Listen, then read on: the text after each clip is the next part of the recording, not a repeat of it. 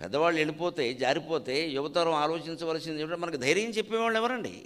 మీరేమి అనుకోకపోతే ఒకే ఒక కోచింగ్ సెంటర్లో ఒక్క సంవత్సరంలోనే 30 ఆత్మహత్యలు ఎందుకు జరిగాయంటే పెద్దవాళ్ళు చెప్పేవాళ్ళు లేరమ్మా, పెద్దవాళ్ళ శిక్షణ లేదు వాళ్ళకి. వేరే కోచింగ్ శిక్షణ తప్పితే పెద్దల శిక్షణ లేదు.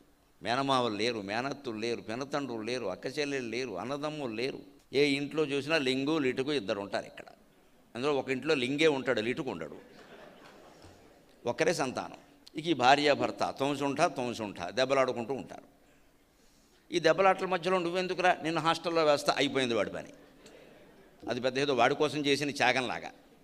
ఈ గొడవల మధ్యలో నువ్వెందుకమ్మా, నువ్వేనా ప్రశాంతంగా ఉండు అని ఇద్దరు కలిసి సంపాదించి వాడిని హాస్టల్లో వేరేస్తారు. ఇంకా వాడికి ధైర్యం ఎవరు చెప్తారండి? ఆయా ఇవాళ ఆయా రేపు గయా. ఆయా ఏమిటండి, ఆయా అమ్మ ఎలా అవుతుంది? ఇది మన వ్యవస్థ. పైగా దాని గురించి గొప్పగా చెప్పడం, మనం ఏం చెబుతామంటే చదువు, మనం ఏం చెప్పకపోతే ఏం చేస్తావు?